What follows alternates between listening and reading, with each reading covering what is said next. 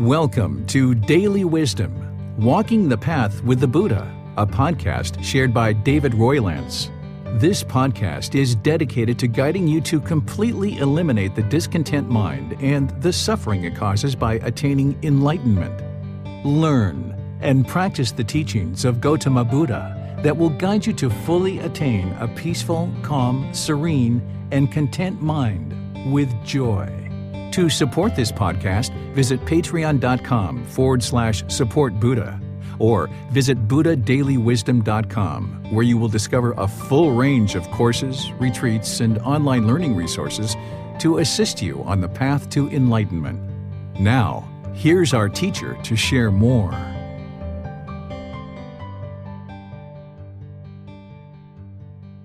Sawadee Ka. Hello and welcome to Daily Wisdom, Walking the Path with the Buddha. Today is our Pali Canon and English study group where we study the words of the Buddha. This is our program where we come together to explore volumes 2 through 13 of this book series titled The Words of the Buddha, The Path to Enlightenment Revealing the Hidden. We're closing out this program for the remaining few weeks of going forward because on January 28th, we're going to be restarting from the very beginning. We're in book 13, which is titled Generosity. And today we're exploring chapters 51 through 60. So we only have a few more classes left and we'll actually be completely finished with this entire book, the entire book series, and the entire run through of the Pali Canon and English study group using this set of books.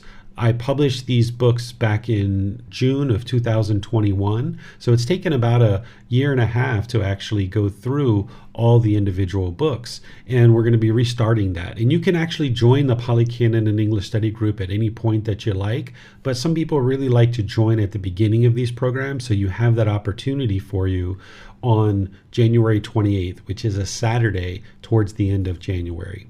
So I'd like to welcome all of you to our class today because the way that we do our classes, we start typically with a meditation, then we go into reading the individual chapters, and then after we read the chapters, then I'll share teachings around that chapter and then open up to any questions that you guys might have. If you're participating in Facebook, YouTube, or in Zoom, you can ask questions by putting that into the comment section. In Zoom, you can raise your hand electronically. If you're watching this on any of the replays, you can also ask questions through putting those into Facebook. You can send a private message, and you can even schedule personal guidance. But if you ever make your way from the replays into the live classes, then you can actually ask questions live. And a lot of students will actually read these books beforehand, read the chapters before each class, so that way when you come into class, you actually have certain questions that you might have, or you might decide to read them after the class. Either before and or after the class would be wise because you have the words of the Buddha, you have the reference going back to the original source text, and then you have the explanations to help you further understand what's actually in the book and how to potentially reflect on what the Buddha is actually teaching. His words are very clear, very concise, and very precise. You'll have no issues understanding exactly what it is that he's teaching, but it really helps to have somebody with experience to guide you through, and that's what my explanations are helping you to do, is helping you to understand what it is that you can draw out of his words, but you're not relying on that solely. You're actually spending time to reflect on your own thoughts and what it is that you're understanding about these chapters as well. So I'd like to invite you to join for just a brief meditation just to prepare the mind. I'll do some chanting, then we'll do just a very brief meditation, and then we'll come out with some chanting, and then we'll move into the remaining part of our class today where we'll be reading chapters 51 through 60 of this book, Volume 13, titled Generosity.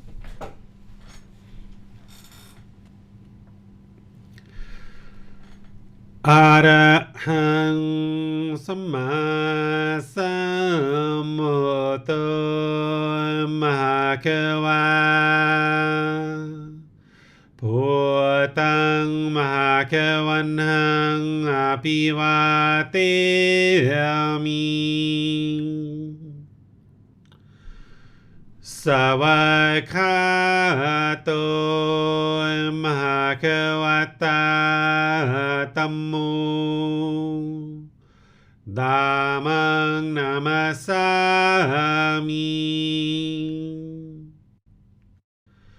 Supatipano Bhagavato Sāvaka Saṅkho Sanghang Namami.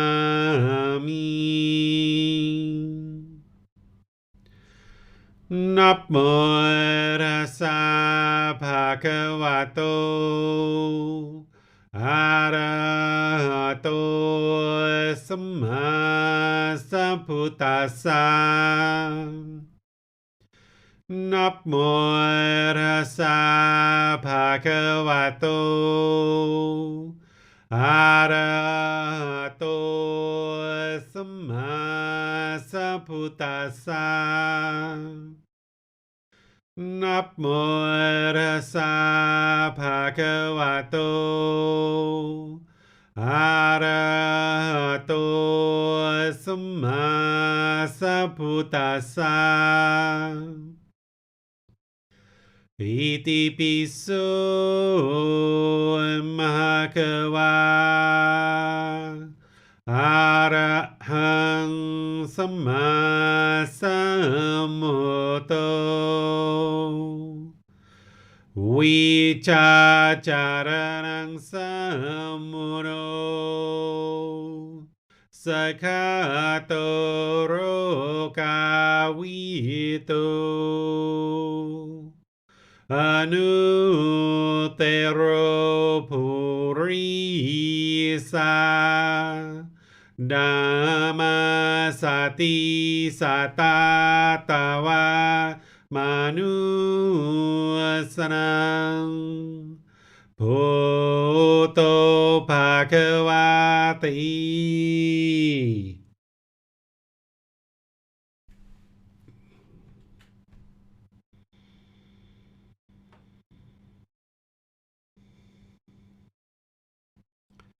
Okay, you should be breathing in through the nose and out through the nose. Here you're just establishing the breath. The breath is the present moment. Fixate the mind on the breath, the present moment. Focus on the sound of the breath or the sensation of air moving into the nose. No need to judge the thought, analyze it, or try to figure out where it's coming from. Instead, just focus the mind on the breath, and wherever you notice that the mind is off the breath, cut that off, let it go, and come back to the breath, the present moment. Breathing in and out.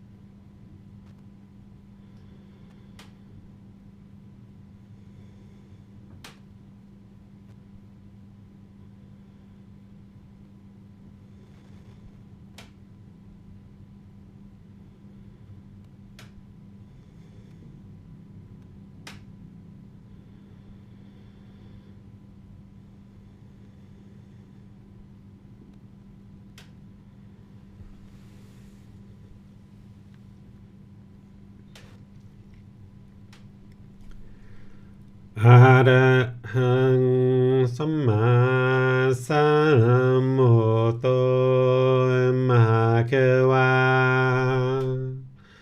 พุทธังมหาเกวันนังอภิวาเทมิสวากขาโตมหาเกวัตตาธัมโมธัมมังนามัสสามิสุปฏิปันโนมหาเกวัตโตสาวกสังโฆสังฆังนามามินะโมตัสสะภะคะวะโตอะระหะโตสัมมาสัมพุทธัสสะนะโมตัสสะภะคะวะโตอะระหะโตสัมมาสัมพุทธัสสะนะโมตัสสะภะคะวะโตอะระหะโตสัมมาสัมพุทธัสสะอิติปิโสมะคะวะอะระหังสัมมาสัมพุทโธวิชาจารณังสัมมุโนสกขาโตโรกาวิโตอนุเตโรปุริสาธัมมาสติสัตตาตาวามนุสนังพุทโธภควาติ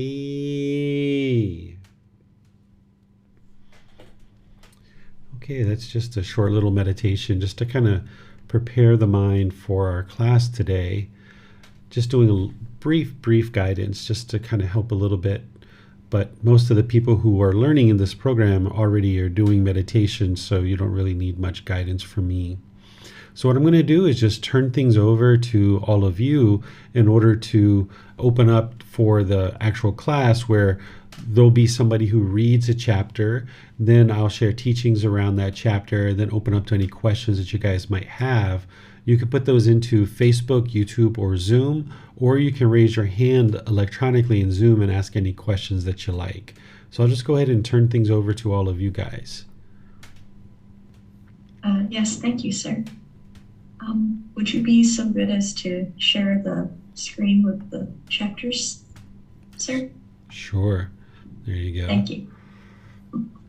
I'll read chapter 51, Recipient and the Fruit of Giving, First Discourse.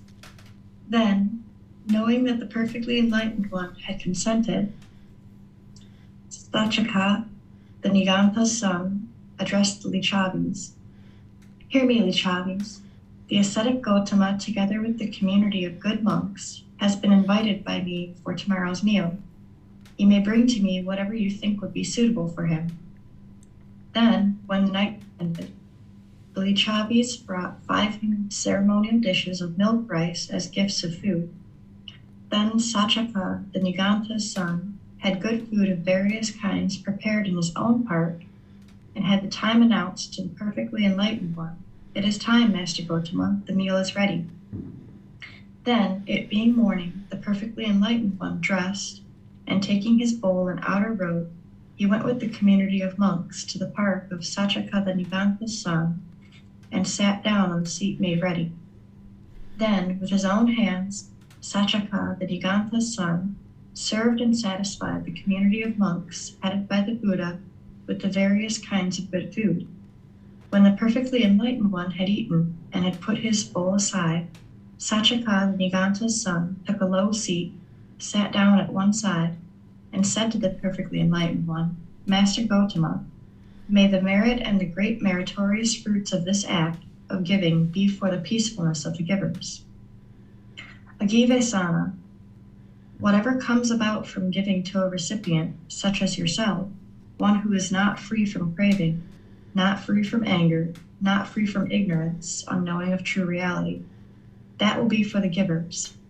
And whatever comes about from giving to a recipient such as myself, one who is free from craving, free from anger, free from ignorance, that will be for you. All right. So thank you, Miranda. This is a chapter where we're getting quite a bit of story about what's actually transpiring before the Buddha actually starts to share teachings, because this was very common during his lifetime that people would invite him to a certain place. They would feed him, take care of him, give him the things that he needed to sustain his life. And then he would share whatever teachings that were needed and that people asked questions about. So here, right away, after he's done eating, there's this discussion about merit, essentially, is this production of merit and who actually is going to receive that merit. And here the Buddha is saying anybody who makes an offering to someone who's not free of craving, anger, and ignorance, in other words, someone who's not enlightened, if they're making an offering to that person, then those people are getting that merit. They're getting the benefit of that offering. And then people who are making benefit to the Buddha, they're getting the benefit of making the offering to the Buddha. So in this story, what transpired is people in the countryside basically gave food to this one individual, and then that one individual then offered food to the Buddha. So the people who gave the food to this one individual that ultimately got handed over to the Buddha, they received a certain amount of benefit of eliminating craving, desire, attachment through making this offering. But what they didn't get is they didn't get to be in the company of the Buddha and actually make the offering to him directly and then receive any teachings that he was to share. So this is what the Buddha is explaining here, is this two aspects of giving, is that yes, and we've seen in other chapters where he talks about anybody who participates in any aspect of the giving is going to produce benefit and is going to produce merit. But I've also shared with you that one of the significant benefits that an individual receives through making an offering, particularly to someone who is either enlightened or close to enlightenment, and surely in making an offering to an actual Buddha, this means that you're coming in close contact with an actual Buddha or an enlightened being or someone who's very close to them, to enlightenment. So what you're receiving for that is, yes, you're receiving the benefit of eliminating craving, desire, attachment, and cultivating wisdom, but what you're also receiving is that production of merit, where you're now able to see the continuation of these teachings, you're able to cultivate the wisdom, and your contribution to a Buddha or someone that is enlightened or close to enlightenment is going towards the continuation of these teachings. It's helping you because you're helping you to eliminate craving, desire, attachment. It's helping those people who choose to continue to learn with those individuals. And it's also helping to cultivate wisdom for you and people in the community. But the direct recipient of that is going to be the person who is in the company of the individuals that are sharing the teachings. Here, the people who didn't actually come to see the Buddha, they're not actually getting the benefit of cultivating that wisdom. And that's what he's talking about here. What questions do you guys have on this chapter? It does not appear that there are any questions at this time, sir. Okay. Would you like me to read the even numbers, Miranda? Yes, please, sir. Thank you. Okay. So chapter 52, it's titled Recipient in the Fruit of Giving, Second Discourse. Monks, when it is new, cloth made of bark fabric is ugly, uncomfortable, and of little value. When it has been worn, cloth made of bark fabric is ugly, uncomfortable, and of little value. When it is old, cloth made of bark fabric is still ugly, uncomfortable, and of little value. They use old cloth made of bark fabric for cleaning pots, or they discard it on a rubbish heap. So too, monks, if a junior monk is immoral, of unwholesome character, this, I say, counts as his ugliness. Just as cloth made of bark fabric is ugly, so I say, this person is similar. For those who associate with him, resort to him, attend on him, and follow his example, this leads to their harm and discontentedness for a long time. This, I say, counts as his uncomfortableness. Just as cloth made of bark fabric is uncomfortable, so I say this person is similar. When he accepts a robe, alms food, lodging, and medicines, and provisions for the sick, this acceptance is not of great fruit and benefit for those who offer such things. This, I say, counts as his being of little value. Just as cloth made of bark fabric is of little value, so I say this person is similar. If a monk of middle standing is immoral, of unwholesome character, this, I say, counts as his ugliness. Just as cloth made of bark fabric is ugly, so I say this person is similar. So the Buddha is going to go through here and share the same exact teachings for a junior ordained practitioner, which we might call a novice, a middle standing person who has been ordained for a period of years, maybe 2, 3, 4 years. And then he also goes into the same teaching for an elder monk, someone who's been ordained for maybe 10, 20 years, 30 years.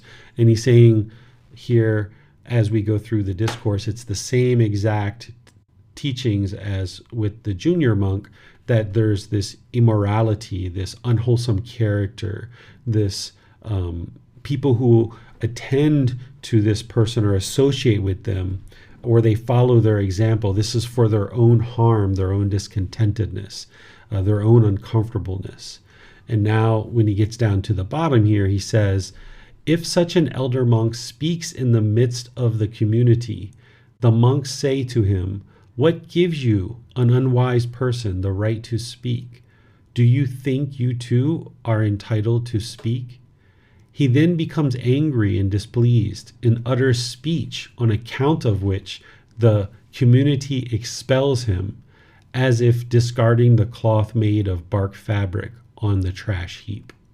So here, if this elder monk is becoming angry and displeased, we know that they're not enlightened. And also, as the Buddha is explaining here, a monk or anyone who is immoral or unwholesome character, we know that there's not the enlightened mind there as well. So what the Buddha is essentially explaining here as he goes through this is he's explaining somebody who makes an offering to an individual, even as an ordained individual, who is immoral, who has unwholesome character, who is essentially doing these things that are not prescribed in the guidance on the path to enlightenment. Even when a person makes an offering to that person, it's of very little benefit to you. You're still getting the benefit of eliminating craving, desire, attachment because you're making an offering, but you're not making an offering to a virtuous practitioner. The Buddha always describes this when he talks about making an offering to a teacher or a ordained practitioner. He always prefaces it with virtuous. Virtuous would be someone who is moral, who is practicing wholesome conduct, and who's sharing the teachings. Perhaps if they are ordained or if they're a teacher, they should be sharing the teachings through what they've learned and what they've cultivated as wisdom and what they're practicing. There's this mutual support between the students and household practitioners and the teachers who are sharing the teachings. If an individual is accepting alms food or is accepting robes or lodging or medicines, today we accept financial support as well. If this is what's coming into an individual, they should be offering back teachings as a way to help those individuals who are making offerings. It's not required for a student to make an offering. It's not required for a teacher to share teachings, but this is the choice that individuals are making. Students are learning that generosity leads to enlightenment, that producing merit leads to enlightenment. This is what a student needs to practice in order to train the mind to eliminate selfishness. But then with those offerings, a teacher should be getting deeper and deeper and deeper into their practice, because they're not having to go outside to work every day. They're not having to go outside to, labor and labor and labor. They're essentially focused on reading the discourses and meditating and reflecting on the teachings and practicing the teachings, setting up classes and doing all the things that are needed in order to share these teachings back with their students.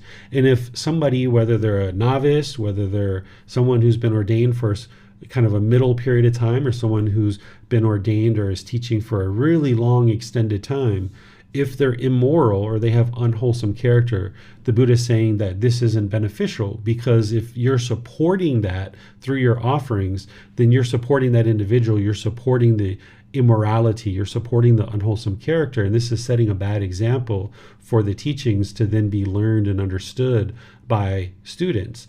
But on the contrary, what you'll have seen in this book and what you'll see more of is that when you support virtuous ordained practitioners or virtuous teachers, then you're supporting these good, wholesome teachings to come into the world with somebody who's practicing a strong moral conduct and has wholesome character. Because not only does a teacher teach through their words and their books and classes and videos and podcasts and private guidance and all the other ways that a teacher might teach, but they're also teaching through setting an example of the teachings. So if somebody is teaching right speech, but they're practicing wrong speech, this makes it very challenging for a student to be able to understand what is right speech.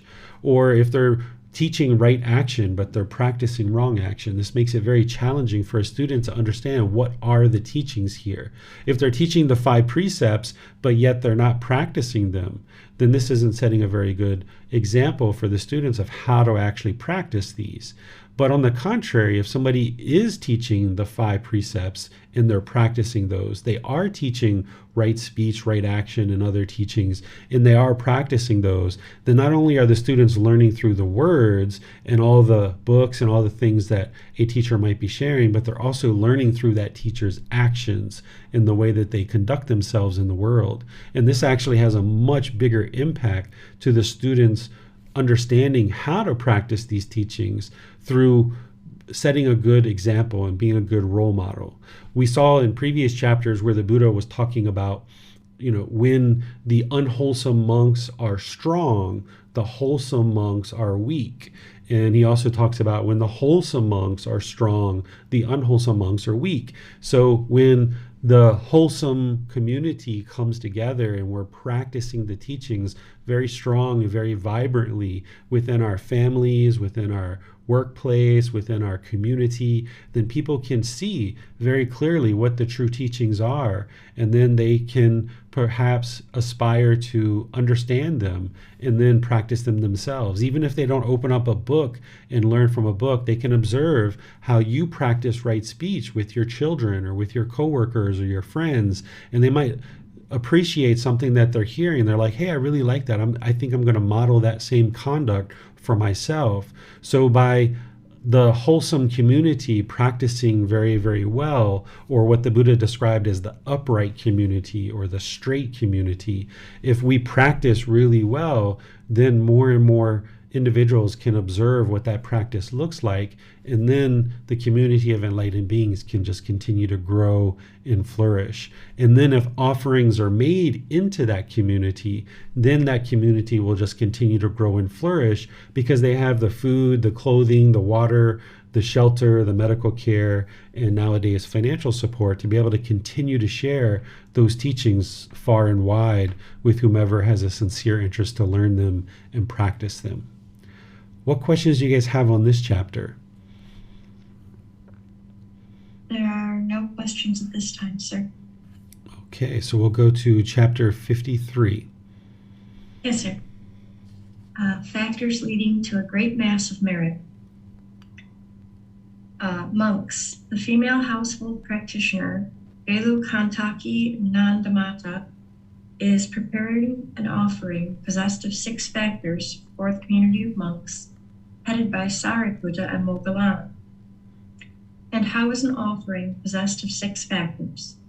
Here, the donor has 3 factors, and the recipients have 3 factors. What are the 3 factors of the donor? 1, the donor is joyful before giving. 2, she has a calm, confident mind in the act of giving. And 3, she is joyful after giving. These are the 3 factors of the donor. What are the 3 factors of the recipients? Here, 4, the recipients are free of craving or are practicing to remove craving. 5, they are free of anger or are practicing to remove anger. 6, they are free of ignorance or are practicing to remove ignorance.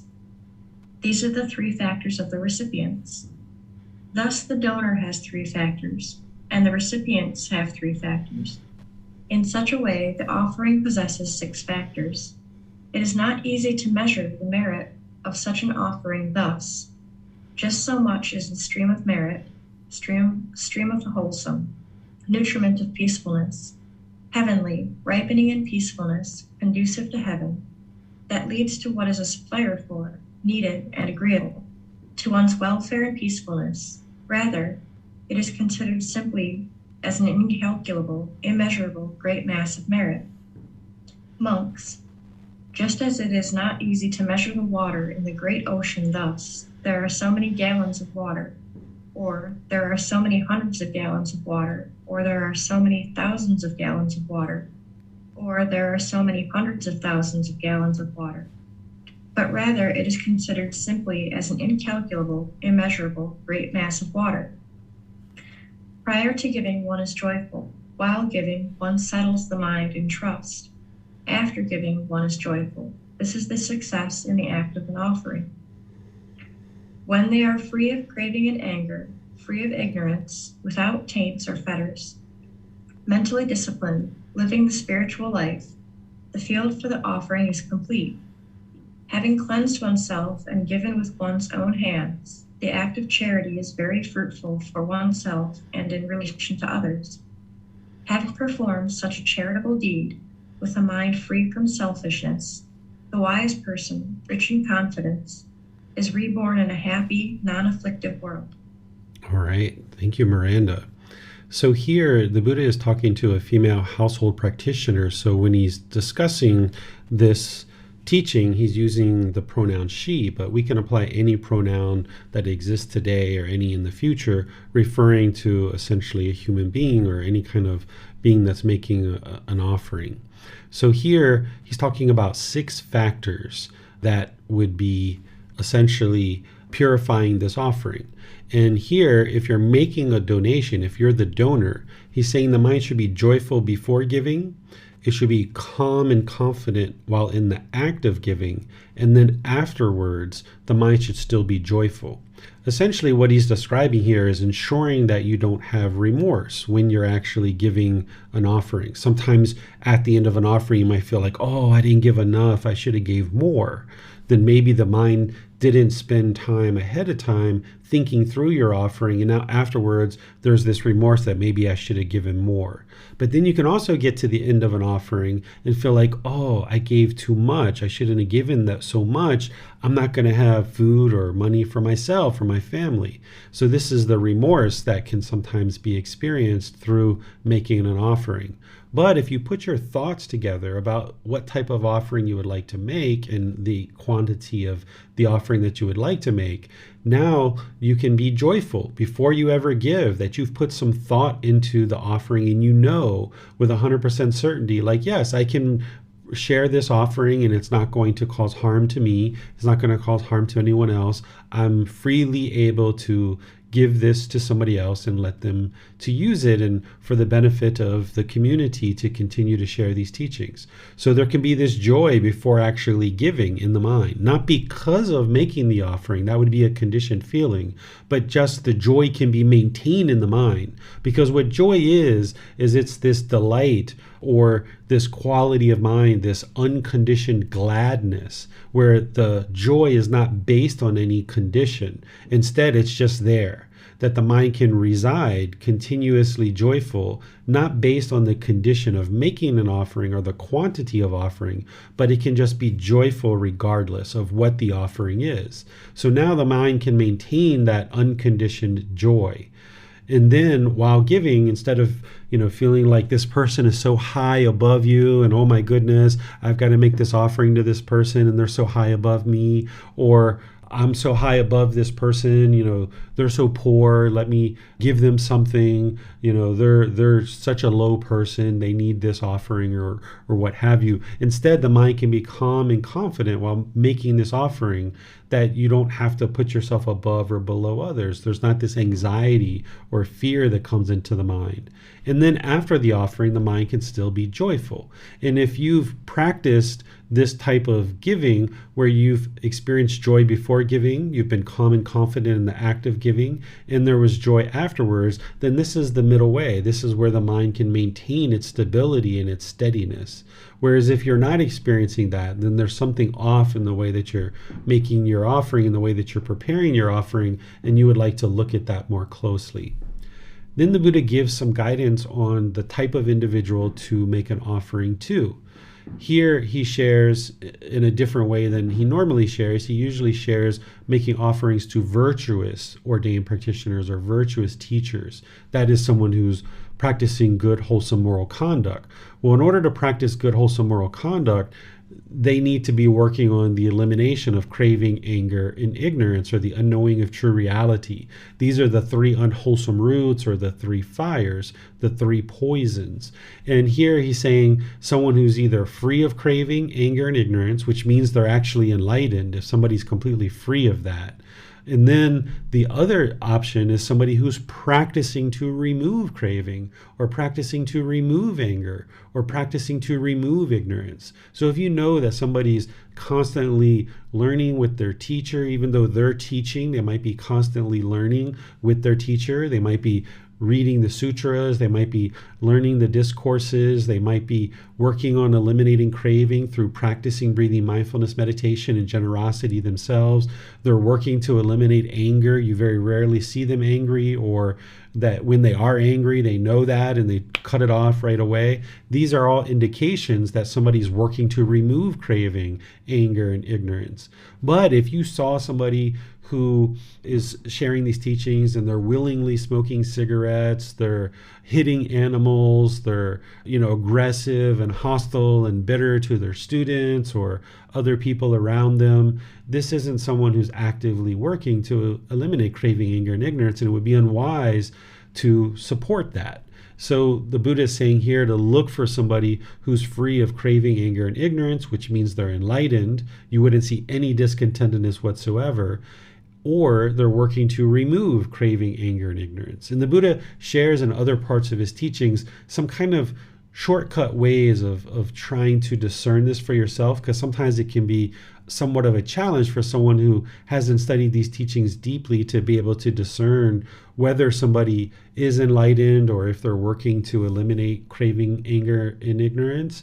There's some, I think we've already discussed in this series, in this actual book, where he's kind of sharing some shorthand ways of looking at that, where he talks about if someone's conceited or puffed up or boastful, or they're really talkative, they're not focused, they don't have concentration, their mind is muddled. He talks about some of these, kind of basic ways, because if somebody has craving, anger, and ignorance and their mind is polluted with those things, you'll see that the mind is muddled. You'll see that they lack concentration, that they might have conceits where they're boastful. You can see that they're very talkative, having idle chatter. They're not very focused in what they're talking about because there's craving permeating in the mind. So this can hinder somebody from having focus, and they can have idle chatter or frivolous speech. So this is part of what the Buddha is describing here, and he's talking about having all 6 of these factors, 3 from the donor and 3 from the recipient. The amount of benefit that is experienced because of this is basically incalculable, unmeasurable, immeasurable. It's a great mass of merit. And then he kind of summarizes it down here towards the bottom. What questions do you guys have on this particular chapter? Yes, sir. On YouTube, Tonka asks, my daughter offered to drive me to a place, and while I am grateful, at the same time I don't want to complicate her day. Would it be wise to just accept the offer, or to say I could bus as well?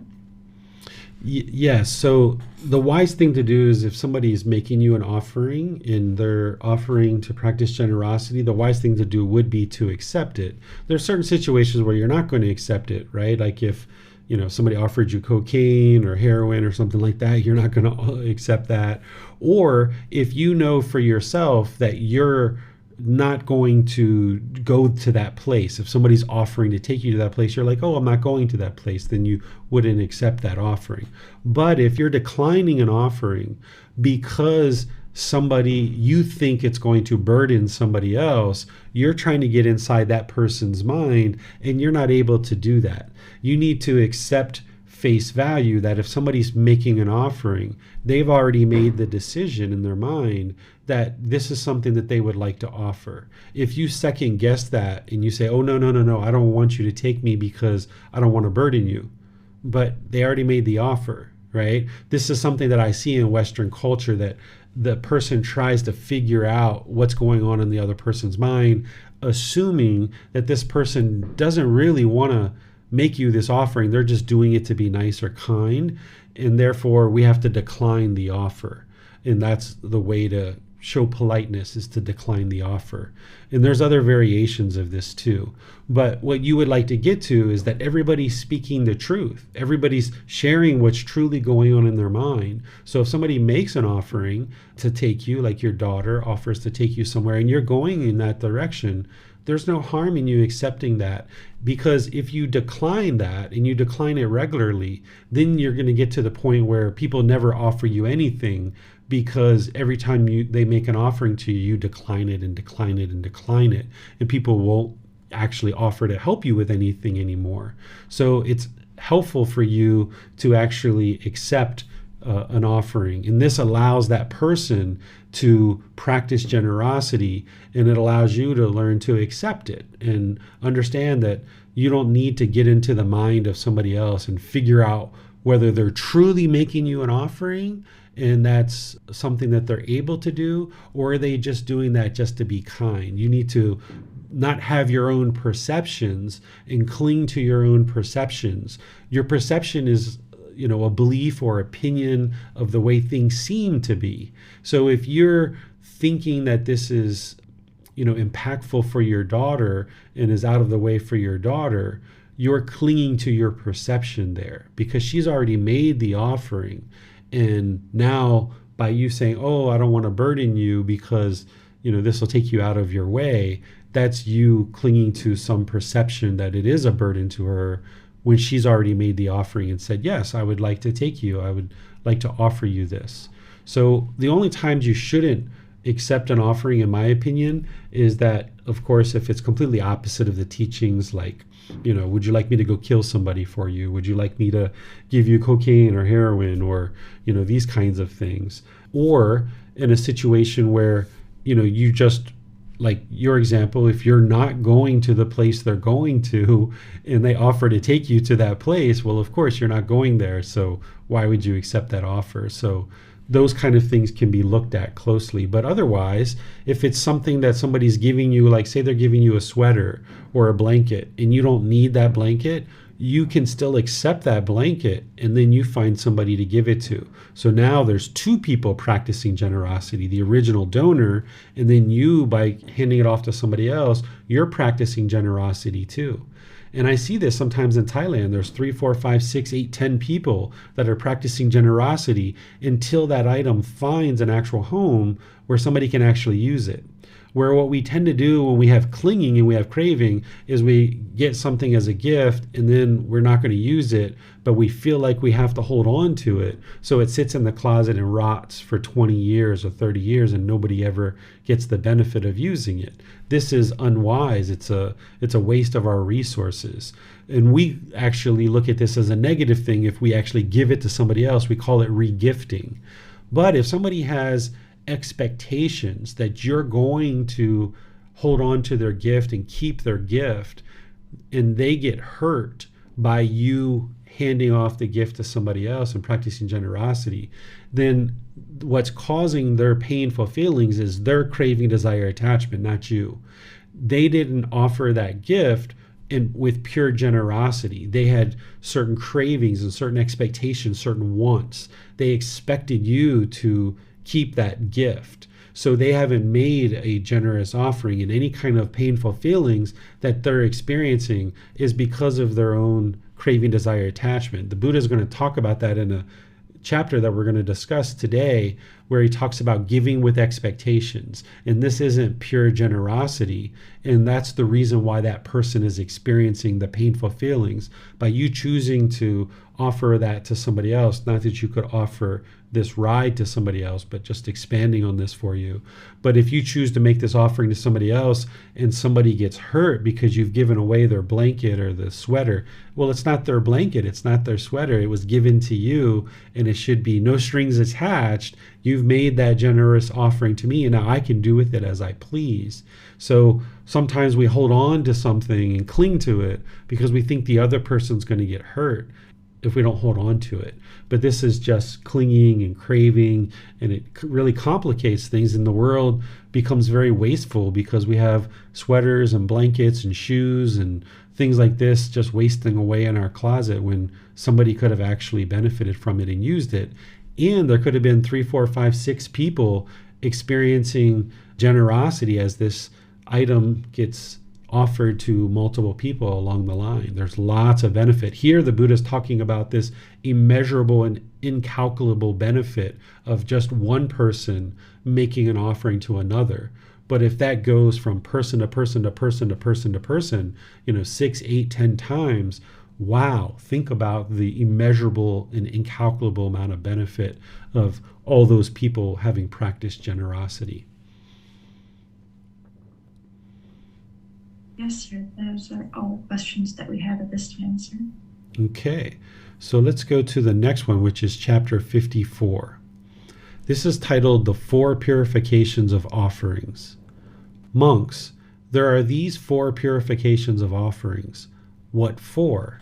There is an offering that is purified through the donor, but not through the recipients.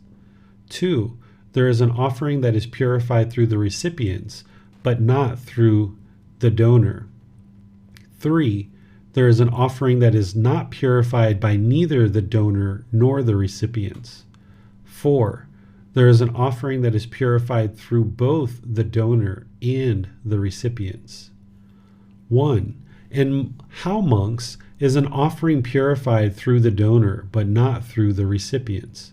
Here, the donor is virtuous, practicing moral conduct, and of wholesome character, but the recipients are immoral and of unwholesome character. It is in this way that an offering is purified through the donor, but not through the recipients. 2, and how is an offering purified from the recipients, but not through the donor? Here, the donor is immoral and of unwholesome character, but the recipients are virtuous, practicing moral conduct, and of wholesome character. It is in this way that an offering is purified through the recipients, but not through the donor. 3, and how is an offering not purified by neither the donor nor the recipients? Here, the donor is immoral and of unwholesome character. and the recipients, too, are immoral and of unwholesome character. It is in this way that an offering is not purified through neither the donor nor the recipients. 4. And how is an offering purified through both the donor and the recipients? Here, the donor is virtuous, practicing moral conduct, and of wholesome character, and the recipients too are virtuous and of wholesome character. It is in this way that an offering is purified through both the donor and the recipients. These are the 4 purifications of offerings. So here, the Buddha is explaining these 4 aspects of purification of offerings. Here, if a donor is practicing good, wholesome moral conduct and the recipient is not, then we can see that, yes, that's wonderful that the donor is practicing, but the recipient is not. There's only a certain amount of purification there. The second one is, okay, the donor is not really practicing the teachings, but the recipient is. Okay, there's some purification there. And then the offering of not purified by neither the donor nor the recipient. Neither one of these people are actually practicing the teachings of good, wholesome moral conduct or wholesome character. And then the Buddha is talking here about where both the donor and the recipient are both practicing the moral conduct and wholesome character as well. This is what the ideal situation would be, but there's also these other variations as well. What questions do you guys have on this chapter? There are no questions at this time, sir. Okay, so we'll go on to the next one, which is 55. Yes, sir. And then Bonya has offered to read chapter 55 for us. Wonderful. Okay. Chapter 55. Why is one give not of great food and benefit while the other is?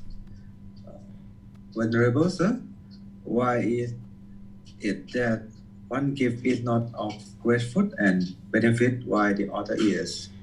Here, Sariputta, someone give a gift with expectation with a bound mind, looking for rewards. He give a gift, thinking, having passed away, I will make use of this. He give that gift to an ascetic or a Brahmin, food and drink, clothing and vehicle, garland, scent and ointment, bedding, dwelling, and lighting. Having given such a gift, with the breakup of the body after death, he is reborn in companionship with the heavenly being, ruled by the 4 great kings.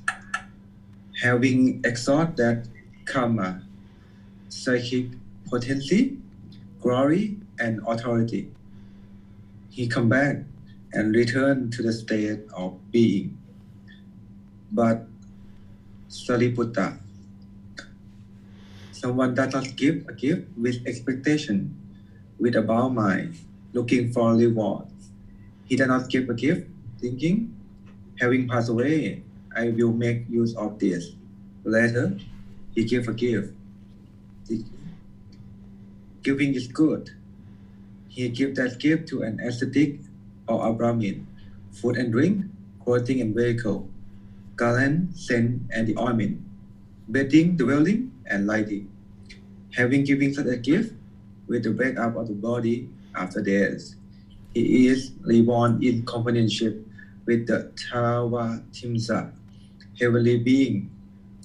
Having exhausted that karma, psychic potency, glory, and authority, he come back and return to this state of being.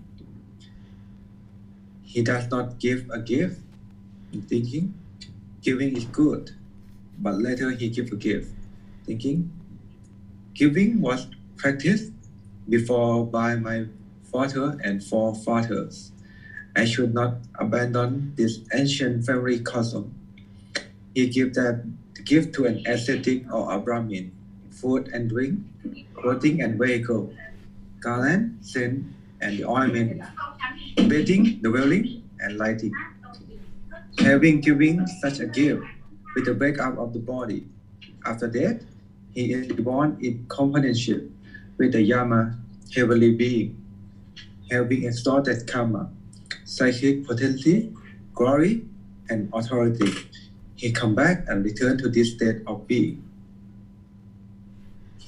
He does not give a gift, giving was practiced before by my father and forefather. I should not abandon this ancient family custom, but rather he give a gift. I cook. These people do not cook. Is it right that I who cook should not give to those who do not cook? He give that gift to the ascetic or a Brahmin, food and drink, food and vehicle, garland, scent, and ointment, bedding, dwelling, and lighting. Having given such a gift with the breakup of the body, after that, he is reborn in the companionship with the Tusita, heavenly being, having exalted with karma, psychic potency, glory, authority. He come back and return to this state of being. He does not give a gift, thinking, I cook. These people do not cook. It isn't right that I who cook should not give to those who do not cook, but rather he give a gift. Just as he see of the elders, that is Atthaka, Vamaka, Vama heavenly being, Vesamita, Yamataki, Angirasa, Bharataja, Vaseta, Kassapa, and Bagu, hold those great sacrifice. So I will share a gift. He give that gift to an ascetic or a Brahmin, food and drink, cloth and vehicle, garland, scent and ointment, bedding, dwelling, and lighting. Having given such a gift with the breakup of the body after death, he is reborn in a companionship with the heavenly being who delight in creation. Having exalted that karma, psychic potency, glory, and authority, he come back and return to this state of being. Give a gift, just as he see of the elders, that is Atthaka, Vamaka, Vama heavenly being, Vesamita, Yamataki, Akirasa, Bharajwaja, Vaseta, Kassapa, and Baku. Hold those great sacrifice, so I will share a gift. But rather, he give a gift. When I am giving a gift, my mind become tranquil, calm, and energy and joy arise. He gives that gift to an ascetic or a Brahmin, food and drink, clothing, and vehicles, garland, scents, and the ointments, bedding, dwellings, and lighting. Having given such a gift with the breakup of the body, after death, he is reborn in the companionship with the heavenly being who control what is created by the authors. Having exalted that karma, psychic potency, glory, and authority, he come back and return to this state of being. He does not give a gift. When I am giving a gift, my mind becomes tranquil, and energy and joy arise. But rather, he gives a gift. It is an enchantment of the mind, an accessory of the mind. He gives that gift to an ascetic or a Brahmin, food and drink, clothing and vehicles, garlands, scents, and ointments, bedding, dwellings, and lighting. Having given such a gift with the breakup of the body after death, he is reborn in a companionship with the heavenly being of Brahma's company. having exhaust that karma, psychic potency, glory, and authority. He does not come back and return to this state of being. This Sariputta is the reason why a gift given by someone here is not of a grateful and benefit. And this is the reason why a gift given by someone here is of a grateful and benefit. All right. Thank you so much, Bunya. I think that might be her husband, Shamay. All right. Thank you for reading. So here, the Buddha is talking about, how do you not receive benefit from a certain gift? And then how do you receive benefit from a certain gift? And here at the very beginning, someone giving gifts with expectations.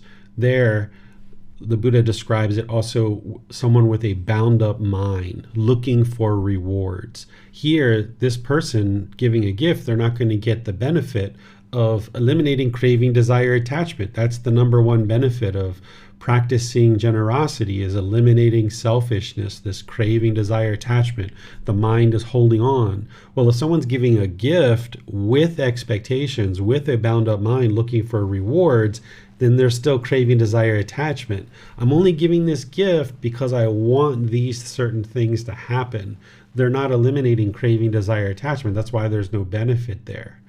And then he talks about down here some more other situations where somebody is not getting benefit. And then he talks about ultimately, by the time he gets down here, he talks about somebody who is getting benefit. He talks about that someone's making this offering in order to enhance the mind and benefit the mind. Here it is here. This is where somebody's receiving the benefit, because they understand that the whole reason why they're making this offering is to eliminate craving, desire, attachment. They're making an offering without any expectation of anything in return. They have no strings attached. There's no cravings, desire, attachments. It's just, I would like to make this offering. Here you go. This is for you. And whatever that person does, you're completely fine with that. The mind's joyful before giving, calm and confident while giving, and joyful after giving. There's no expectations of what should or shouldn't happen with that gift once it's handed to the person. So that would be the way to ensure that you're not having expectations, is that you're fully letting this thing go, whether it's food, water, clothing, shelter, medical care, financial support, or what have you. You're just letting go. And that's how the mind gets this enhancement, or there's this accessory to the mind. This is how you get benefit of eliminating craving, desire, attachment. What questions do you guys have on this chapter? Yes, sir. Just for clarification's purposes, even though we as students, we as practitioners might know of these other benefits of giving in this lifetime and in the next, it seems like this is teaching us that the most wise way of giving is to not have those in the mind and just give purely for generosity's sake. Is that the correct way to be looking at this teaching, sir? 100% true. That the Buddha is going to teach the natural laws of existence. He's going to teach the natural law of karma, so that as you're making offerings and you start seeing all these benefits that you know and attribute, like, wow, those things are happening because of this generosity, but you're not making the offerings because you're wanting those things to occur, but you need to be able to see the natural law of karma so clearly, inside and out, backwards and forwards, in order to get to enlightenment, because you need to navigate this natural law and make only wise decisions that are producing wholesome results in order to get to enlightenment. You need to purge all your unwise decisions that lead to unwholesome results. And one of the unwise decisions is making a gift with expectations or wanting something to occur. This is going to cause the mind to be bound up, as the Buddha describes. And now when you make that offering, you're not getting the actual full benefits of the offering.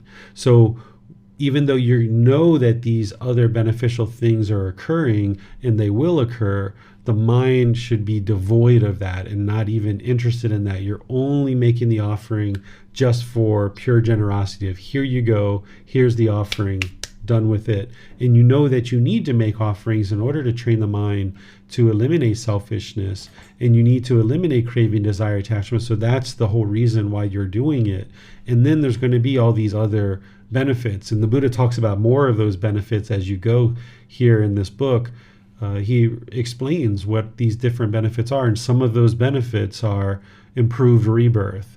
And again, that's not what you're interested in. That's not what you're looking for. You're interested in enlightenment. And if you fall short of that for any reason, you know that, okay, if I'm practicing generosity, there can be this improved rebirth. But still, one needs to continue to practice to get to enlightenment. So the goal would be to go ahead and do that work now in this lifetime and be done with it all.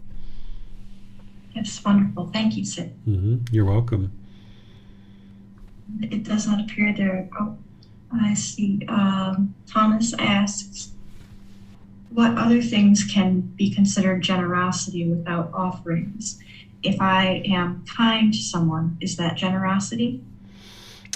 You can think of this as generosity, but you still need to give certain things like food, water, clothing, medical care, shelter, financial support, things like this. If you were only being kind and that's it, then you're not really practicing generosity. I tend to think about generosity in these terms, is that it's giving and sharing more than is strictly required in any particular situation. So you're not required to do anything in this world but die. That's the only thing that we're all required to do. So anything above and beyond that in this definition of giving and sharing could be potentially generosity. I think of even smiling as generosity. And these are like little things that you might need to do just to get started. Then you might move to opening a door for somebody, right? That's sharing your time, effort, energy, and resources more than is strictly required in any one given situation. But ultimately, where you're going to get the most benefit is where you're giving and sharing certain objects, because this is what the mind tends to hold on to. So if you feel that your mind is attached to your clothing, for example, so you got this big wardrobe of clothing and you really take great pride in cultivating this wardrobe, well, it would be wise for you to start giving away some of those articles of clothing in order to train the mind to let go. Or if you notice that you're really attached to money, then providing some donations would be really helpful for you. Or if you notice that you're really attached to your time, say you're a business person and you really value your time a lot, well, you need to perhaps consider donating your time and practicing generosity through donating your time in certain ways. These are all ways that you can do that. Some things that I do is I give blood about every 3 months.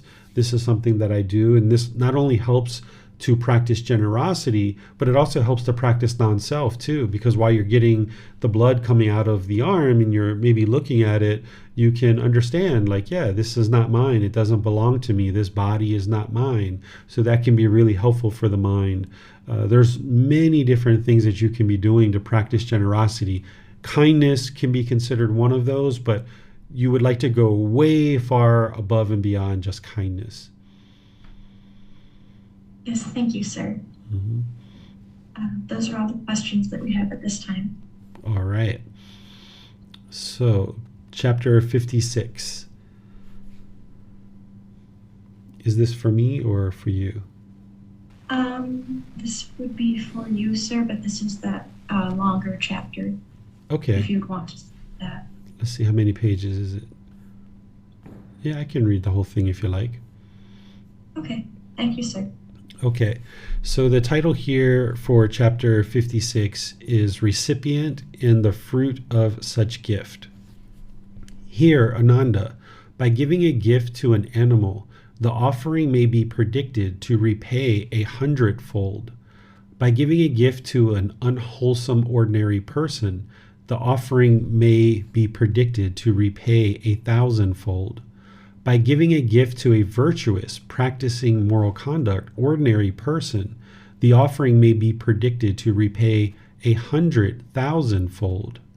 By giving a gift to one outside the community who is free from craving for sensual pleasures, the offering may be predicted to repay 100,000 times 100,000-fold. By giving a gift to one who has entered upon the way to the realization of the fruit of stream entry, the offering may be predicted to repay incalculably, immeasurably. What then should be said about giving a gift to a stream enterer? What should be said about giving a gift to one who has entered upon the way to the realization of the fruit of once returning, to a once returner, to one who has entered upon the way to the realization of the fruit of non-returning, to a non-returner, to one who has entered upon the way to the realization of the fruit of arahantship, to an arahant, to a Pakya Buddha. What should be said about giving a gift to a Tathagata, accomplished and fully perfectly enlightened? There are 7 kinds of offerings made to the community, Ananda. One gives a gift to a community of both male and female ordained practitioners, headed by the Buddha. This is the first kind of offering made to the community. One gives a gift to the community of both male and female ordained practitioners after the Tathagata has attained final Nibbana, or final enlightenment. This is the second kind of offering made to the community. One gives a gift to the community of male ordained practitioners. This is the third kind of offering made to the community. One gives a gift to the community of female ordained practitioners. This is the fourth kind of offering made to the community. One gives a gift saying, "Appoint so many male and female ordained practitioners for me from the community." This is the fifth kind of offering made to the community. One gives a gift saying, "Appoint so many male ordained practitioners for me from the community." This is the sixth kind of offering made to the community. One gives a gift saying, "Appoint so many female ordained practitioners for me from the community." This is the seventh kind of offering made to the community. In future times, Ananda, there will be members of the clan who are yellownecks, immoral, of unwholesome character. People will give gifts to those unwholesome persons for the sake of the community. Even then, I say, an offering made to the community is incalculable, immeasurable. And I say that in no way is a gift to a person individually ever more fruitful than an offering made to the community. There are, Ananda, 4 kinds of purification of offering. What 4? There is the offering that is purified by the donor, not by the recipient. There is the offering that is purified by the recipient, not by the donor. There is the offering that is purified neither by the donor nor by the recipient. There is the offering that is purified by both the donor and by the recipient. And now the Buddha goes in and explains the same things that we saw in that previous chapter, explaining what each of these 4 types of purification are. And then he says, these are the 4 kinds of purifications of offering. That is what the perfectly enlightened one said when the fortunate one had said that. The teacher said further, when a virtuous person to an unwholesome person gives, with trusting heart, a gift righteously obtained, placing confidence that the fruit of action is great, the donor's virtue purifies the offering. When an unwholesome person to a virtuous person gives with untrusting heart, the gift unrighteously obtained, a gift unrighteously obtained, nor places confidence with the fruit of action is great, the recipient's virtue purifies the offering. When an unwholesome person to an unwholesome person gives with untrusting heart, a gift unrighteously obtained, nor places confidence that the fruit of action is great, neither's virtue purifies the offering. When a virtuous person to a virtuous person gives with trusting heart, a gift righteously obtained, placing confidence that the fruit of action is great, that gift, I say, will come to full fruition. When a passionless person to a passionless person gives, with trusting heart, a gift righteously obtained, placing confidence that the fruit of action is great, that gift, I say, is the best of worldly gifts. All right, so here the Buddha is first going through in his discourse and explaining the increasing benefits of an offering made to different types of beings. He starts with an animal and says, yes, this is actually beneficial because the mind is still practicing generosity. So if you see stray animals or you have a friend that has an animal and you make some offering, yes, this is actually helpful to make an offering to these beings that are animals.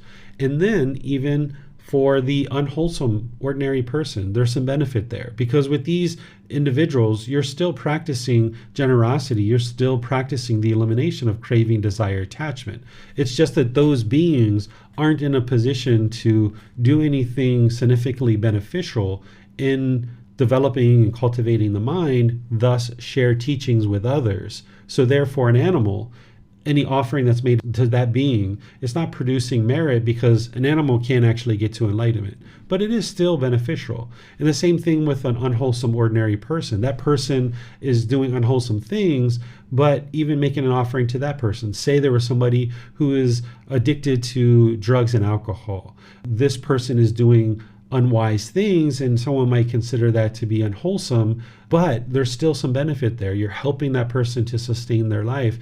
But that person isn't in a condition and isn't in a situation that is going to be able to share these teachings with others to actually benefit the world. So that's why it doesn't have the same impact or the same benefit as these increasing levels of individuals who are getting closer and closer to enlightenment.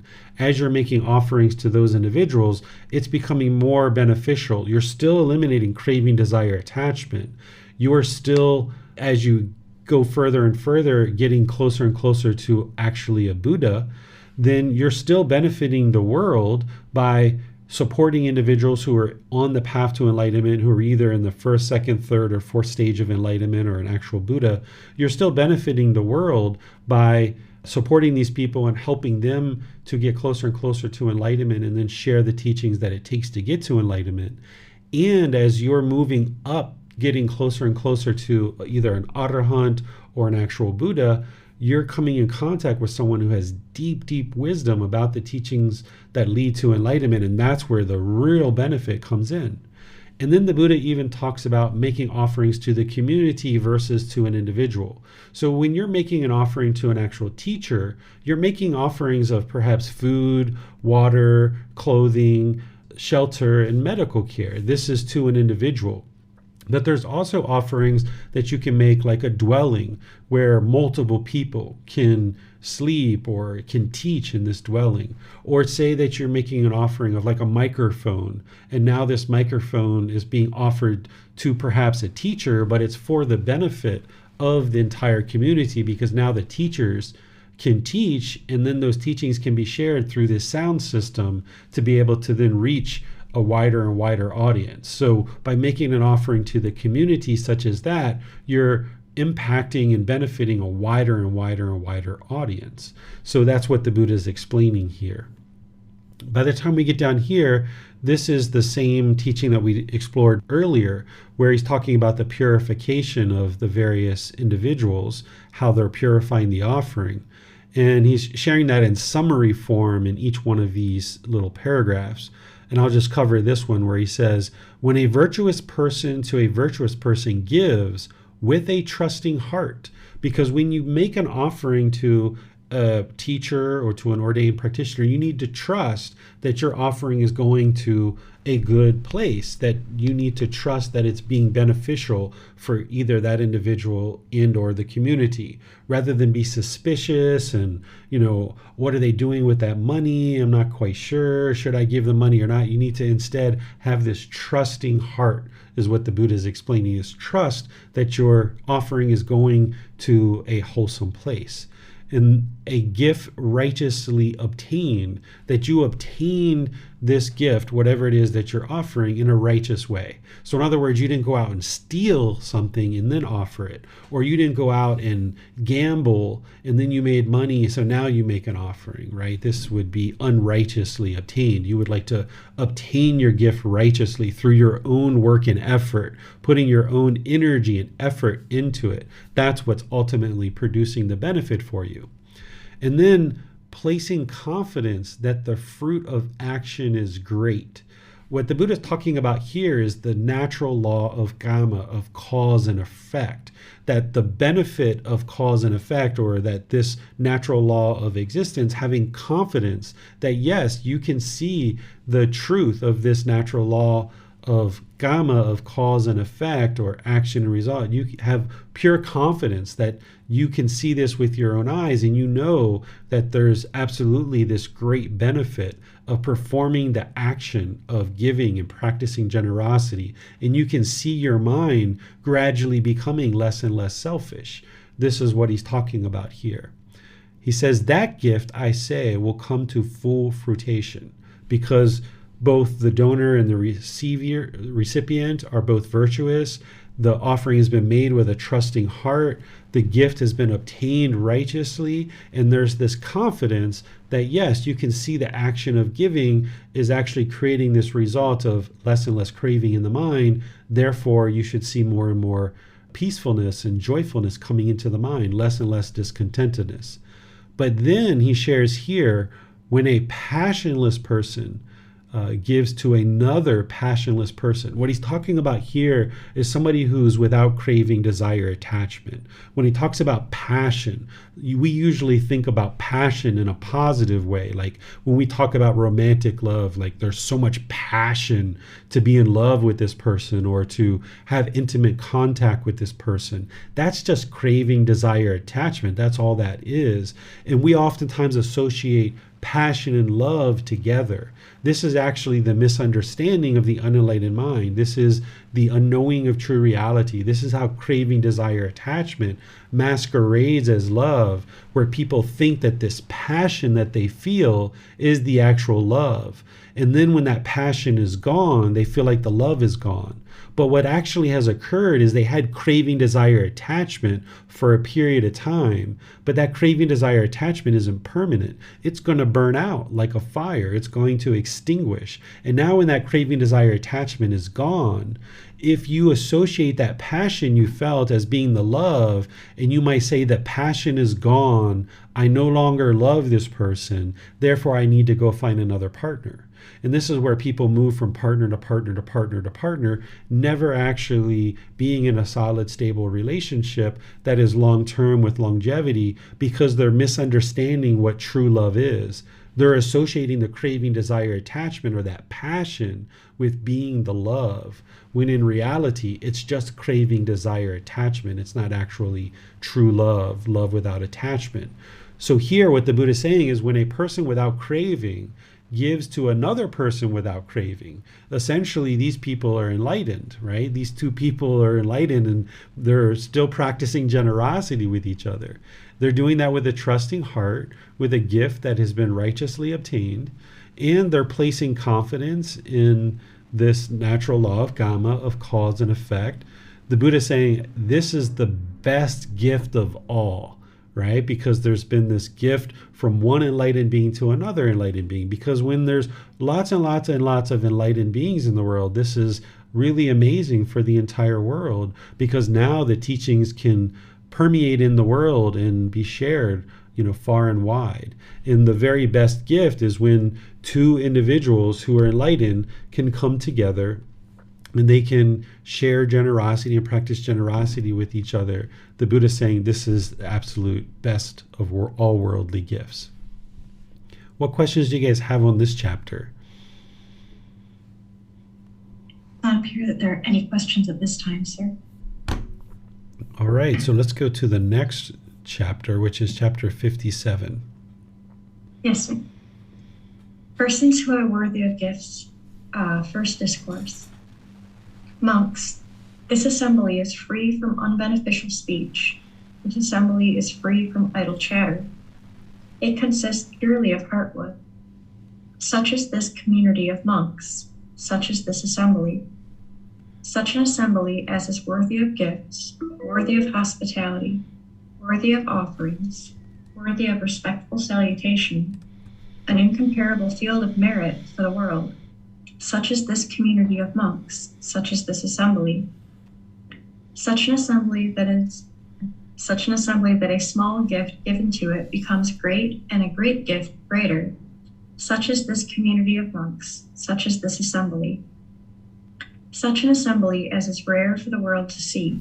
Such is this community of monks, such is this assembly. Such an assembly as would be worth journeying many leagues with a travel bag to see. Such is this community of monks, such is this assembly. In this community of monks, there are monks who are arahants with taints destroyed, who have lived the holy life, done what had to be done, laid down the burden, reached their own goal, destroyed the fetters of existence, and are completely liberated through final knowledge or wisdom. Such monks are there in this community of monks. In this community of monks, there are monks who, with the destruction of the 5 lower fetters, are due to reappear spontaneously in the heavenly realm, and there attain final nibbana, final enlightenment, without ever returning from that world. Such monks are there in this community of monks. In this community of monks, there are monks who, with the destruction of 3 fetters and with the fading of craving, anger, and ignorance, are once returners, returning once to this world to make an end of discontentedness. Such monks are there in this community of monks. In this community of monks, there are monks who, with the destruction of the 3 fetters, are stream enterers, no longer subject to hell, bound for liberation, headed for enlightenment. Such monks are there in this community of monks. In this community of monks, there are monks who reside devoted to the development of the 4 foundations of mindfulness: body, feelings, mind, and mental objects.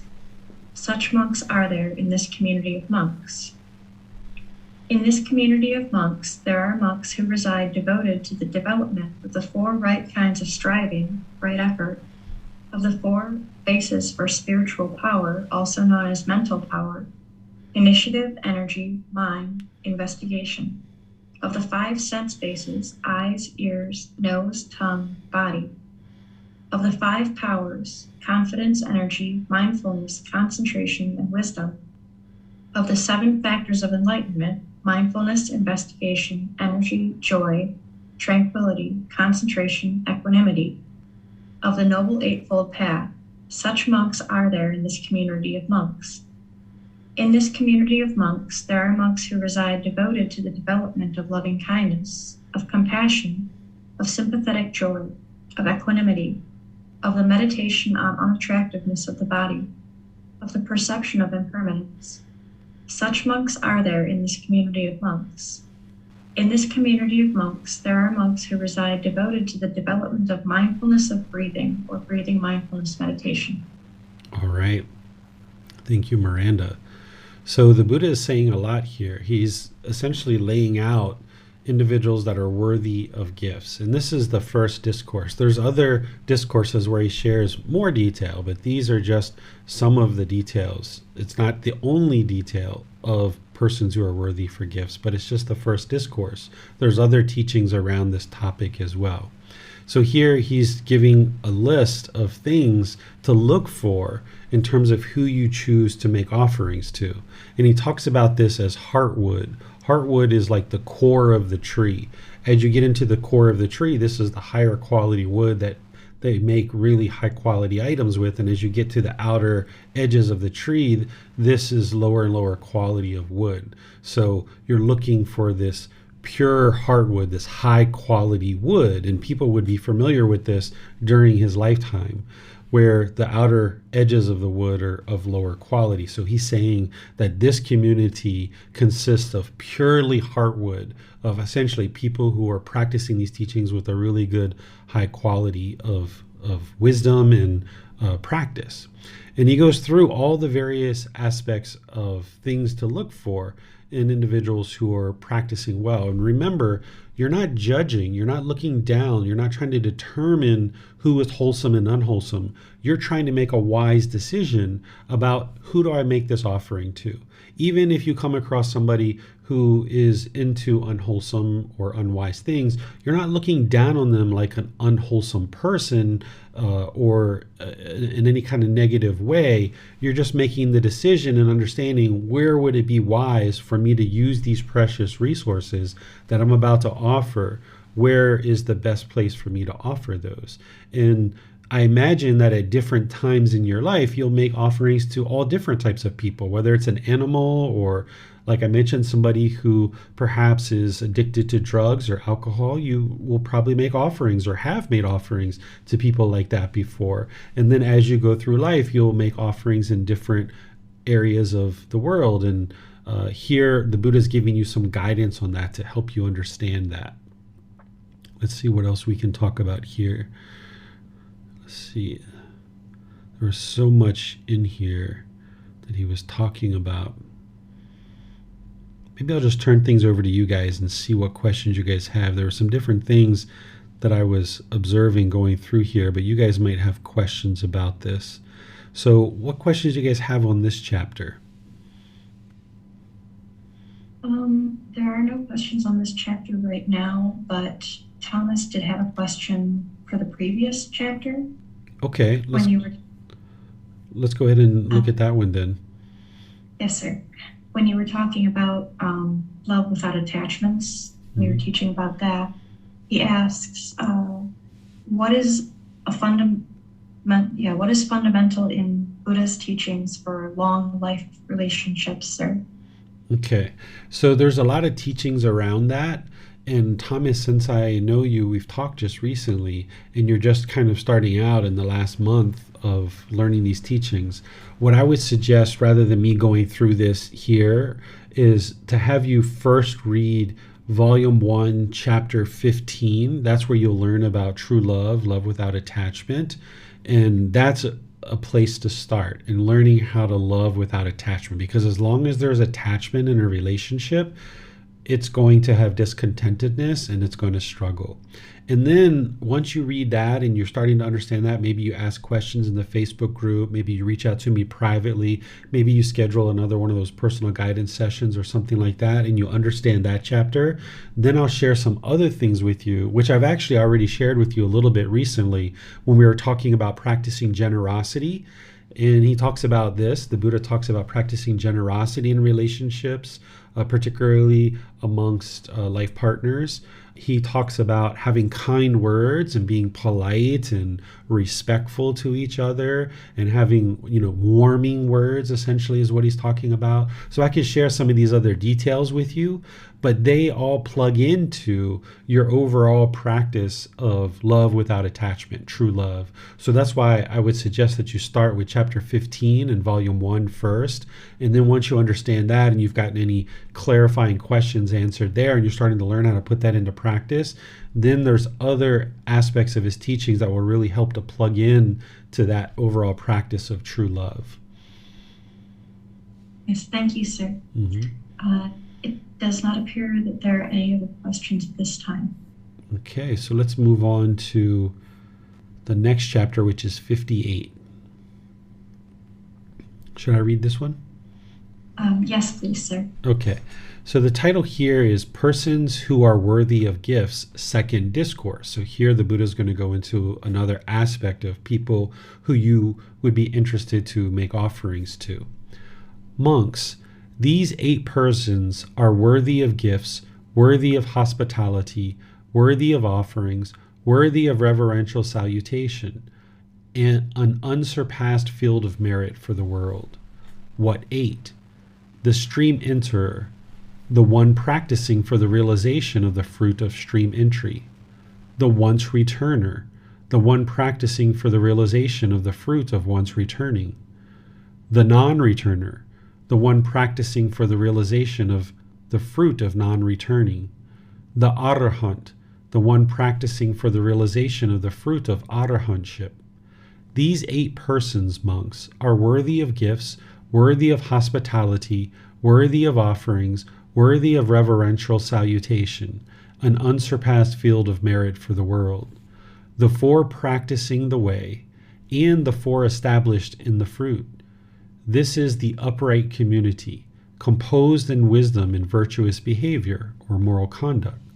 For people intent on sacrifice, for living beings seeking merit, making merit that ripens in the acquisitions, what is given to the community bears great fruit.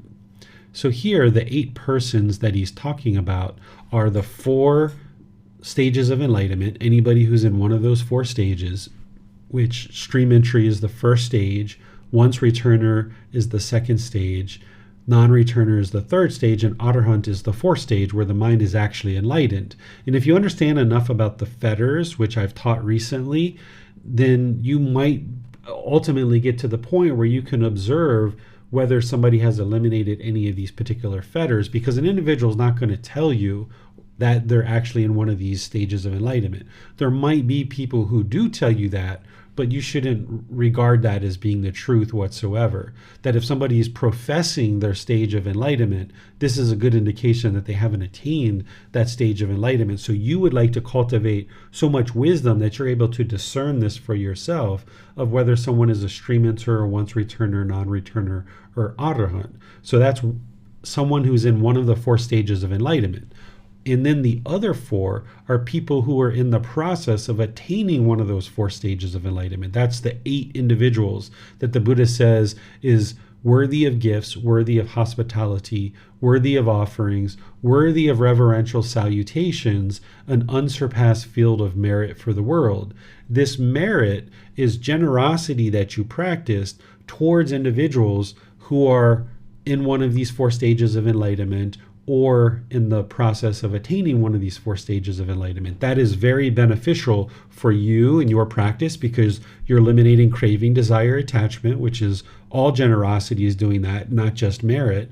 But also you're coming into contact with individuals who are in one of these 4 stages of enlightenment or practicing to experience one of these 4 stages of enlightenment. So that means you're getting the benefit of coming in contact with them and learning teachings.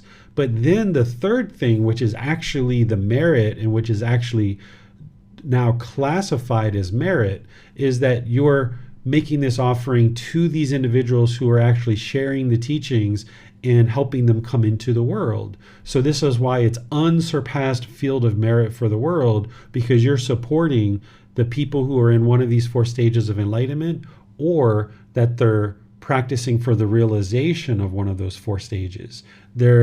Your offering is now going to the benefit of that individual to be able to then practice deeper and deeper and deeper, getting into their practice, and then ultimately, potentially, actually sharing the teachings if they decide to be a teacher. This would be wildly helpful for many, many beings in the world to have lots of enlightened beings who are sharing the teachings in the world, or even someone who's a non-returner or a once returner or a stream enter. If they're learning from someone who is enlightened and then they're actually teaching, now they can actually be beneficial because they can share what they know, and they're practicing such a moral conduct that they're not going outside of what they know. They're not lying, right? They're not sharing false teachings. But where they get to a point with their students that they don't understand what is next, then if they're learning from a teacher who is enlightened, but there may be a stream enter, a once returner, or a non-returner, now they have a person to go back to and ask for help. It's much more of a challenge for a stream enter, or once returner, or non-returner to share these teachings as a teacher. An arahant would find it to be very easy to share these teachings if they have the quality of being able to be a teacher. It would be effortless for them to share these teachings. But for a stream enter, once returner, or non-returner, there's going to be a certain amount of difficulty. But if they've got a teacher who is enlightened, they have an individual to go back to for support and for guidance to then help them along becoming a better and better teacher and getting closer and closer to enlightenment in the process. So supporting this whole process of more and more enlightened beings coming into the world is an unsurpassed field of merit for the world, is what the Buddha is explaining. And then he goes into some more detail down here in the bottom, which I've explained in other classes and even in the books and stuff like that. But I'll open up to any questions that you guys might have related to anything that I just shared or anything that you've read in this particular chapter. It does not appear that there are any questions at this time, sir. Okay, so we'll go to chapter 59. Yes, sir. Persons who are worthy of gifts, third discourse. Monks, these 7 persons are worthy of gifts, worthy of hospitality, worthy of offerings, worthy of respectful salutation, and unsurpassed field of merit for the world. What 7? The one liberated in both respects, the one liberated by wisdom, the body witness, the one accomplished in view, the one liberated by confidence, the teachings stream enterer, and the confidence stream enterer. These 7 persons are worthy of gifts, worthy of hospitality, worthy of offerings, worthy of respectful salutation, an unsurpassed field of merit for the world. All right, thank you, Miranda. So I'm going to explain a couple of these, and then I'll show you where to find the details on the others, because there's a lot of detail to understand what each one of these 7 are. This first one, where the Buddha is saying the one liberated in both respects, this is an actual Buddha, a Tathagata. And there's other discourses that he shares that explains what this is. And then one liberated by wisdom, this is an enlightened being, someone who's either learned from a Buddha or someone who's learned from another enlightened being. They're liberated from by wisdom, where a Buddha, of course, has a high degree of wisdom, but their liberation occurs based on their own independent journey, not by the wisdom of somebody else. So these are a Tathagata or a Buddha and a enlightened being. And he's saying these are people who are worthy of gifts. And then these other ones here, I've actually explained down here in the explanation. I've explained what each one of them are. And I've even shared with you the chapter in the book series to actually go and understand. So even this one that I just explained about a fully perfectly enlightened Buddha, I share with you to go to volume 2, chapter 13, and there you'll see exactly what the Buddha is talking about the one liberated in both respects. And then the same chapter explains the one liberated by wisdom, the Arahant. But then these others, there's other places in the book series where you can go and you can see what he's actually talking about related to each one of these, because it would be too much detail for me to explain in class. It was actually too much detail for me to explain here in the book, and the Buddha explains it very clearly in his actual discourses. So that's why I'm just pointing you to go look to the discourses to actually see what each of these are, if you're interested in learning what those are. Questions on this chapter? It does not appear that there are any questions at this time. The only question that I had was about the body witness, but in your teachings below, you said that you hadn't seen what this actually is either. Yeah, this one, I'm not clear on what this is. I haven't seen it anywhere in the discourses. And this is the nature of one individual having read the entire Pali Canon is very rare, because it's so comprehensive that there's very few individuals who've actually digested all of the Pali Canon. But even in digesting all of the Pali Canon, this is a nature of impermanence too. I don't think that this is actually in the Pali Canon, because I haven't seen it anywhere, and I've read a good amount of the Pali Canon. So because of impermanence from 2,500 years ago until today, we know that we don't have every single thing that the Buddha taught. We have a huge collection of what he taught, 45 large volumes of books, but anybody who understands the universal truth of impermanence, we know that we don't have everything. But the good news is that this right here is really minimal in terms of what you need in order to get to enlightenment. If you don't know this, you can still get to enlightenment, because what this is all around is where should you practice your generosity and how should you practice your generosity. And all the other discourses and what we do know are quite extensive and quite detailed on how to practice generosity and who to practice your generosity towards. So whatever the Buddha was talking about here, I don't know what that is currently. If I should ever find out in the future, because I'm always reading different parts of the Pali Canon, if I happen to run across this, I'll update this. But at this point, I don't know what that refers to. Okay. Yes, thank you, sir. You're welcome. And that's the only Yes. questions, right? Yes, sir. Okay, so the last chapter, chapter 60, titled Persons Who Are Worthy of Gifts, Fourth Discourse. Monks, possessing 5 qualities, a monk is worthy of gifts, worthy of hospitality, worthy of offerings, worthy of respectful salutations, an unsurpassed field of merit for the world. What 5? Here, a monk is accomplished in virtuous behavior, moral conduct, accomplished in concentration, accomplished in wisdom, accomplished in liberation, and accomplished in wisdom and vision of liberation. Possessing these 5 qualities, a monk is worthy of gifts, worthy of hospitality, worthy of offerings, worthy of respectful salutations, an unsurpassed field of merit for the world.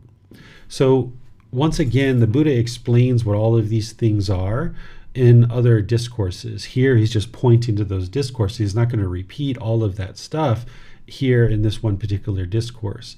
He talks about accomplishment in virtuous behavior or moral conduct. This is essentially the moral conduct section of the Eightfold Path, where there's right speech, right action, and right livelihood. But then there's additional teachings beyond that, where someone is not just practicing moral conduct, but they're accomplished. They're above and beyond just some of those basic teachings that are offered there in the Eightfold Path. Because in the Eightfold Path, for example, around right speech, he only shares 4 aspects of right speech. He talks about one who is not having harsh speech, one who's not lying, one who is not practicing slander, and one who's not having frivolous speech. These are the only 4 aspects of right speech that he shares in the Eightfold Path.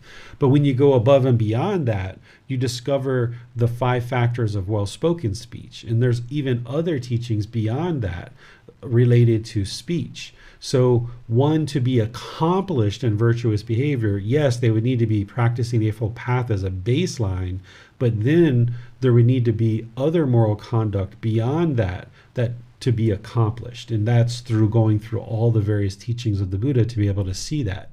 And then he also explains what accomplishment and concentration is. He describes this in detail. He talks about the clarity of somebody's mind and how focused and clear it is. He also talks about accomplishment and wisdom, having the wisdom of these teachings. And then he talks about liberation, which is the mind is actually enlightened. So being accomplished in wisdom and accomplished in liberation, this means the person is actually enlightened, where they have attained final knowledge or accomplishment in wisdom. They understand all the teachings in their totality of what it actually takes to get to enlightenment. And being accomplished in liberation themselves means that they no longer experience any discontentedness whatsoever, that the mind is actually liberated, is actually enlightened. And then accomplishment in wisdom and vision of liberation. This is someone who's actually able to share the teachings of what it takes to actually get to enlightenment.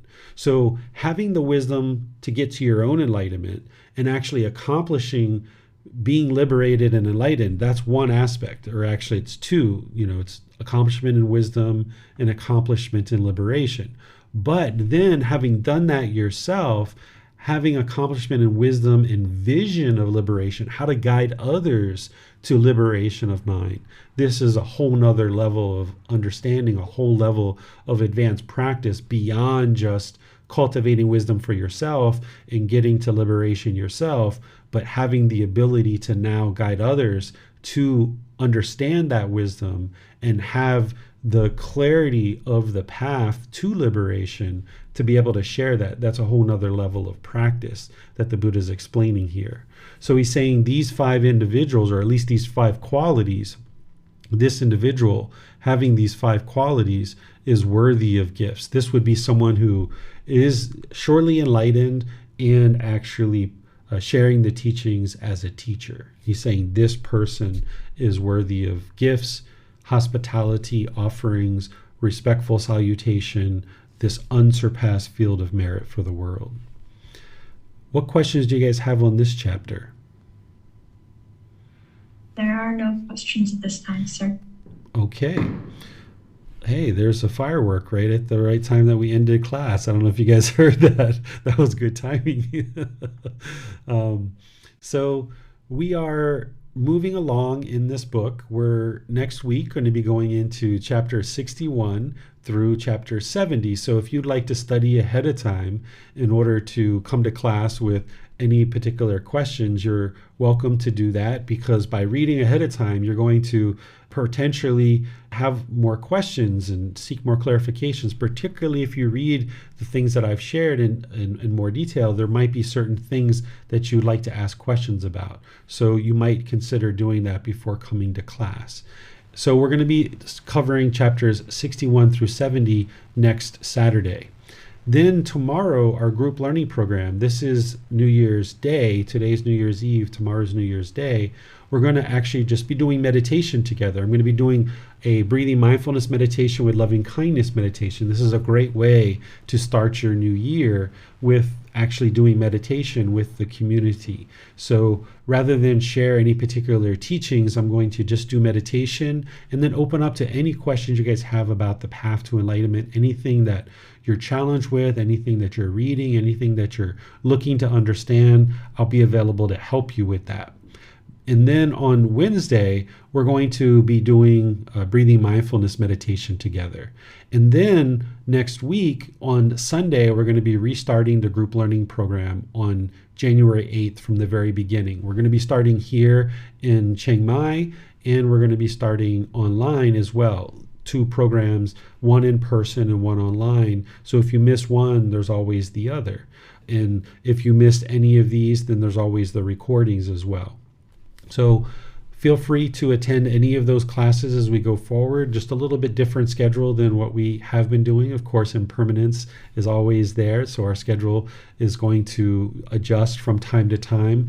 But starting at the beginning of the year, we're going to be starting the group learning program and then ultimately restarting the Pali Canon and English study group. So I'll see you guys potentially in a future class. Have a very wonderful and safe holiday this New Year's Eve and tomorrow New Year's Day. Perhaps you're choosing to spend time with family or friends and take a break or relax, or perhaps you're an individual that needs to go to work and service other people. Whatever it is that you choose to do, have a very wonderful and lovely, peaceful and joyful holiday. We'll see you in a future class. Sawadee ka. Thank you for listening to this podcast. To provide support for this podcast, visit patreon.com/support Buddha. To access more teachings, visit buddhadailywisdom.com. There, you will discover a full range of courses, retreats, and online resources to assist you on the path to enlightenment. Remember to establish a daily, consistent meditation practice, along with learning and practicing these teachings. A well-developed meditation practice is the foundation in which to train the mind to attain enlightenment.